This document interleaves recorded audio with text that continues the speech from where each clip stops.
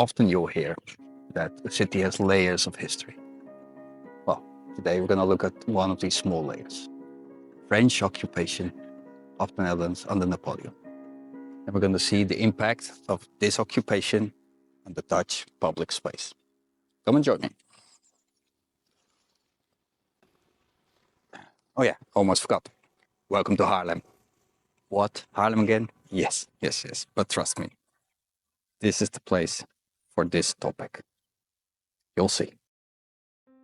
When the French under Napoleon conquered the Netherlands, they reformed it a lot in the short 18 years they ruled here. Today I won't go into the conquering part a lot, but the summary is that the Dutch normally depend on the water barriers to keep the enemies out. Mainly inundated lands. If you flood a big piece of land just knee deep, it's very hard to pass, because you don't see what's under the waterline.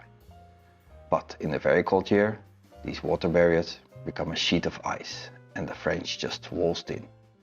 It was so cold that even our navy froze and was trapped in the sea. This led to the situation where the fleet had to surrender to the horseback cavalry of Napoleon. So, what did the French do to streamline this new territory of theirs? Well, they did a lot of things we now take for granted, like introducing last names, land registry service, and the metric system. Before Napoleon, the Dutch had a system of feet and thumbs that varied from city to city throughout the country. The Dutch have their highly organized country to thank partly to the French. Well, probably at this point in time, some of the Dutch will enter their sayings about French and France in the comments. Je suis désolé, I'm sorry for that, but can't be helped. Yeah, the French aren't the most liked. Actually, who do we like of our neighbors?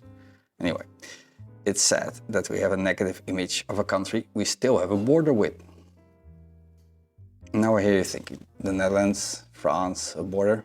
Oh, trust me, there is one. Think about it without Googling, and I'll come back to it later. So, what did the French do to our cities? Well, the French introduced street names, for instance. What could possibly go wrong? Well, if you think that the Tweede Hoge Woerd dwarsstraat is a bit long, you're wrong. Because the Dutch go a bit overboard in places like Haarlem. Here we have the ingenieur meester dokter van Waterschoot van der Grachtstraat. That's a mouthful, yeah. But of course, they also went the completely other direction. Like here, the street is just called A. Luckily, the next one is just called B. Yeah. Some streets don't even need a lot of translation. Like, yeah, I'm not sure that's a good thing.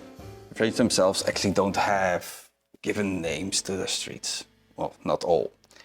Actually, only last year they made a law to go and do this. Let's hope they do better than with some of their city names. But sometimes in the Netherlands it went wrong. Here in Hoofddorp we have the street Graan voor Vis. Well, street, it's more like a neighborhood. It's named after a single farmhouse that still stands here somewhere. Yeah, the numbers range from 13,000 until 19,999. It's a bit much, don't you think? Actually, the plan was that this was just the beginning of the neighborhood and more numbers would be added later. Luckily, the gemeente decided to abandon the system with so many house numbers. Oh yeah, house numbers we also got from the French. So, what could possibly go wrong? Well, besides Hoofddorp. Yeah, Maastricht is a bit difficult, but Haarlem has something special. Let's do a quiz. A friend invites you to come over to his house on the ground floor. Quick, which doorbell do you ring? Left or right?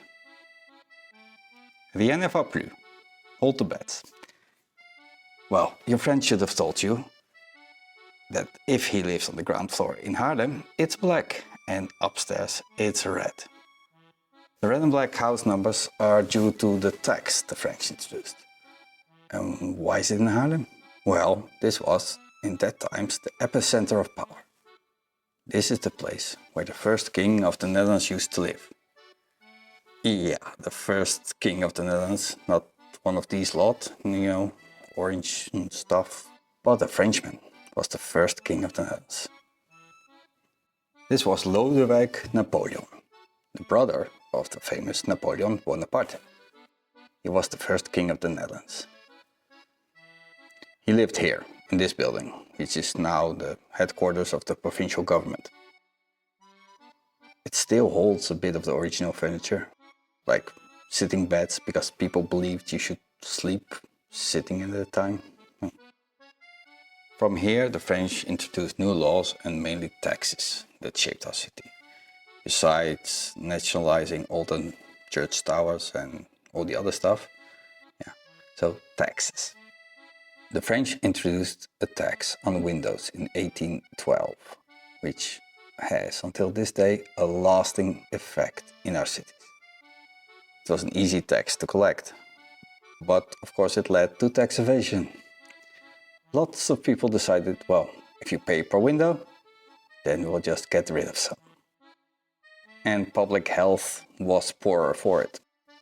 Funny enough, even the building the king used to live has these blocked up windows. But maybe that's because the tax was still here after the French left, about 80 years later. Also, this is the reason you don't see a lot of small windows anymore. Big windows became the norm, because you paid per window.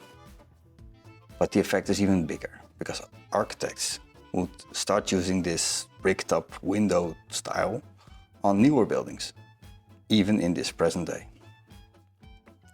Because here we have an old building of 1881 and this one of 2024. See the detailing on the new one. Now every time you visit an old city, not only in the Netherlands, you will start seeing this everywhere. Another tax the French introduced was the tax on wine. Wine was cultivated in the Netherlands, but to be honest, the cold weather which came in this period wasn't very good for the growing anymore. This time was actually known as the Little Ice Age. Anyway, cold weather, better production of beer didn't help the wine, but the extra tax probably was the last straw. Dutch wine fields disappeared. But there's an irony here, because Napoleon Bonaparte himself, his favorite wine was actually Dutch. But I'll come to that later. So, didn't the French leave any nice buildings or anything? Well, they weren't around very long, but there are a couple of things we can look at, of course. The first thing is a pyramid. Wait, what? The Dutch have pyramid? Yeah, of course. We have everything. Well, this one is made out of ground and grass though. This is Austerlitz, a place named after a battle far away. Here the French army constructed their pyramid as an exercise to fight boredom. Later this pyramid was named after the famous battle.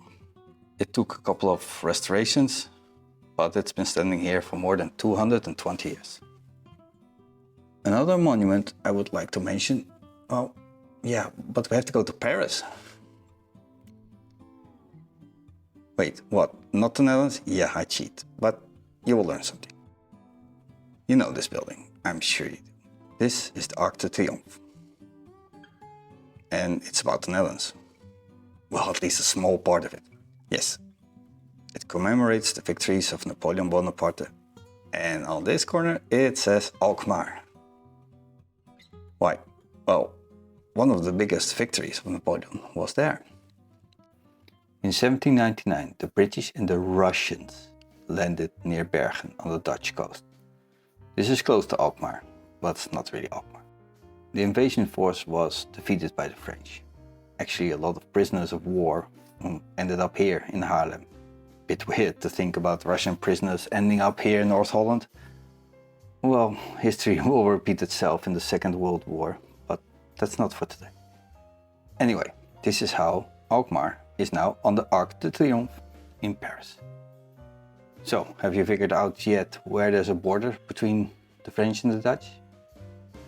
Well, it's not in Europe, it's in the Caribbean. These two countries share a border on the island of Sint Maarten. And because we like a bit of folklore in this channel, there's a tale about the creation of this border. In 1648, the two countries each controlled a side of the island. And they needed a border. Instead of going to war, they decided a fair way to distribute the island. Each chose a representative, and the two men would walk around the island.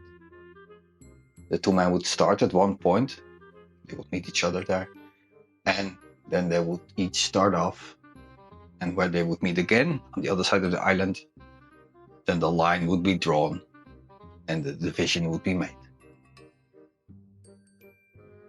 So why did the Dutch end up with the smaller half? Well, the story goes that when our man started walking, he somehow got caught up. This is Jenever. You probably know this gin because the British stole it and they couldn't pronounce Jenever.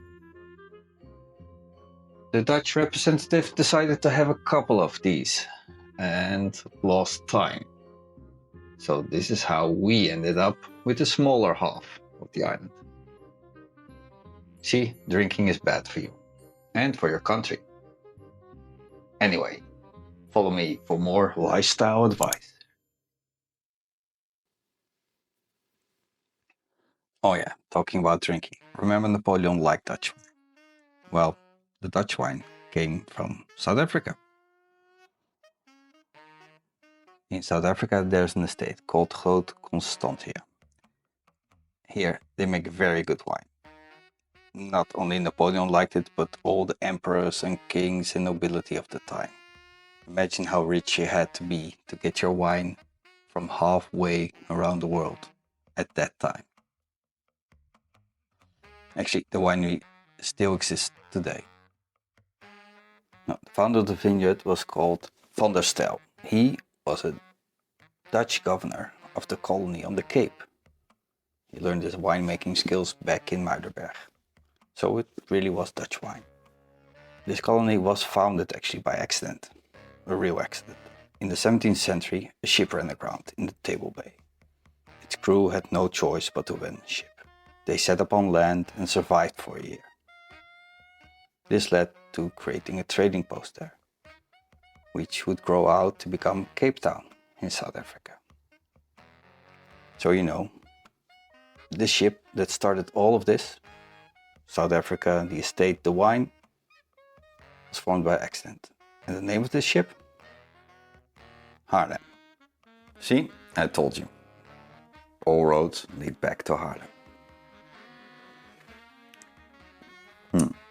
Well, thank you for watching and see you next time. Oh yeah. Next video up in a couple of weeks will be the second part of the popular surprises and secrets of the Dutch street. And I even found a common theme. Well, sort of.